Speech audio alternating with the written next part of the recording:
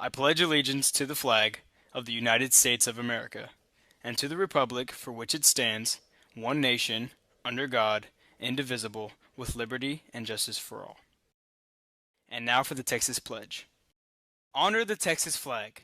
I pledge allegiance to the Texas, one state, under God, one and indivisible.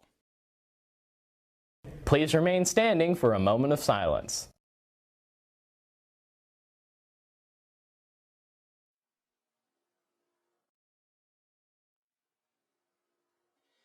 Good morning and welcome to this morning's edition of AR News. It's Wednesday, March 9th, 2022. Now here's Time Rewind. It's Time Rewind for March 9th. In 1959, the Mattel Toy Company introduces the Barbie doll at the American Toy Fair in New York. Price tag, $3.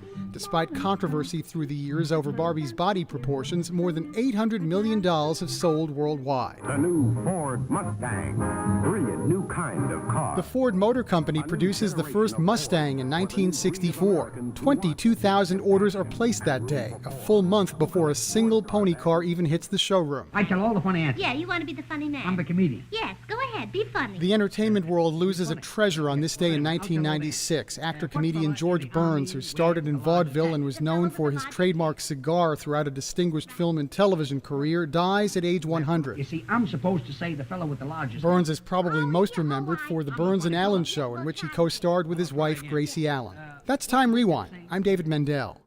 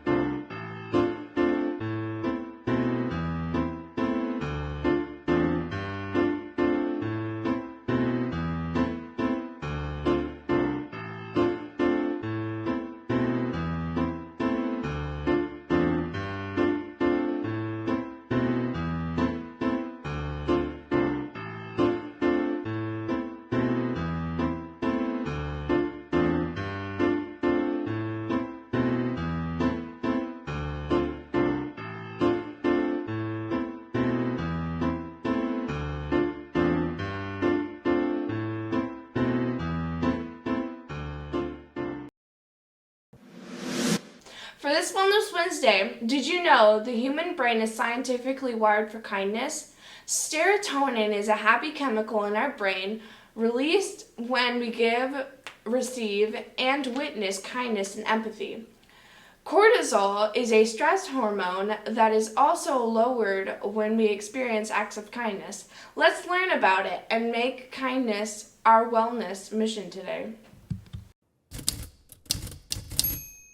One of the hardest questions when you think about the evolution of the human species from the standard framework of evolution, which really is about individual survival, competing, getting your genes to the next generation. One of the hardest questions within that framework is, why are people so frequently and routinely good and generous and sacrificing, right?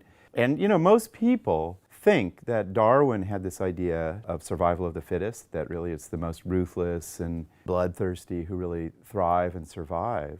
That is not Darwin's view of human evolution at all. He really felt that sympathy is the strongest instinct that humans have. Communities that have the most sympathetic members will flourish and raise the greatest number of offspring. That notion of Darwin's led to this sense that out of the vulnerability of our offspring emerged, first of all, social structures like cooperative caregiving, and then also physiological systems shaped by evolution to help us take care of the carriers of our genes, our offspring.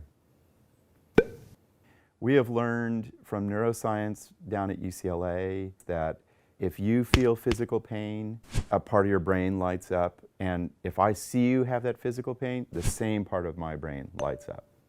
It's as if we're wired to have the same experience of other people. Empathy is this really complicated task. It really engages the frontal lobes, these newer regions of the cortex that are involved in more complex symbolic processes like language and imagining the future. Because empathy requires that you think there's someone else out there who has feelings and thoughts that may be different from mine. That's a really complicated cognitive achievement.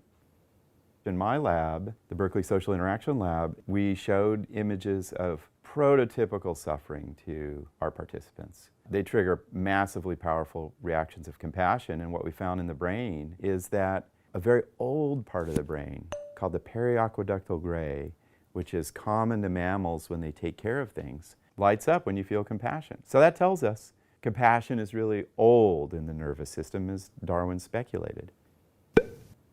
My students and I got really interested in social class. What does it do to the human mind? Our lab and other labs are interested in something called the vagus nerve. It's the longest bundle of nerves in the human nervous system. In our research, compassion, the feeling of caring for someone in need, activates the vagus nerve. Lower class individuals, if we show them images of suffering, they have a vagus nerve response. You don't see that in upper class individuals. It literally is a compassion deficit that's produced by lots of wealth. Next set of studies on charity. Who gives? Economic analyses would say, if I have a lot of money, it should be easy to give. If I have $900 in my bank account, giving away money it really matters. It matters what you put in your fridge. And in spite of that, what we find is lower class individuals give more, and this is replicated in studies of philanthropy. One of the things that this science tells us is there is enormous strength in these poorer communities of generosity and empathy that, many people in more privileged circumstances miss. It's strong community. Yeah, 60% of what we do is really about maximizing an individual's personal gratification and desire, just a classic survival of the most competitive. But 40% of the time, we're really doing things for other people. And we sacrifice and we risk exploitation and we still do it. And not only that, but it actually becomes personally fulfilling and inspiring to engage in that work. We find these secondary delights in acting on behalf of others. And I think that it really requires that we have to redefine human self-interest. The great ethical traditions have always been encouraging this. And now we're seeing the science say, yeah, the brain really cares about other people. On the calendar for March 9th, it's a National Get Over It Day. 7th graders are able to pick up an application for the 2022-2023 school year's 8th grade high school credit advanced art class. Applications are open to all 7th graders, not just current art students, and can be picked up from Miss Bishop in room 253. Here's your random fact of the day. The number 4 is the only one with the same amount of letters. Electronic devices other than the assigned Chromebook are not to be used during the school day. These items include smartwatches, gaming devices, cell phones, etc. Students must have their ID badges around their necks before entering the building. If students forget their ID, they can get a temporary one at the front office. The charge is $1 per day. Students that do not have the money will be charged. Students that need a new badge can purchase one for $5. On the lunch menu for March 9th, the cafeteria is serving build-your-own sub sandwiches, cheese and pepperoni pizza, cheeseburgers, chicken smackers, and buffalo chicken smackers.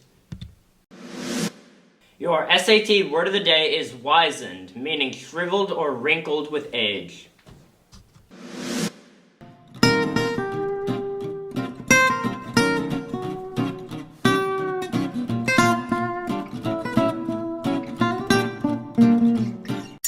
Galveston weather.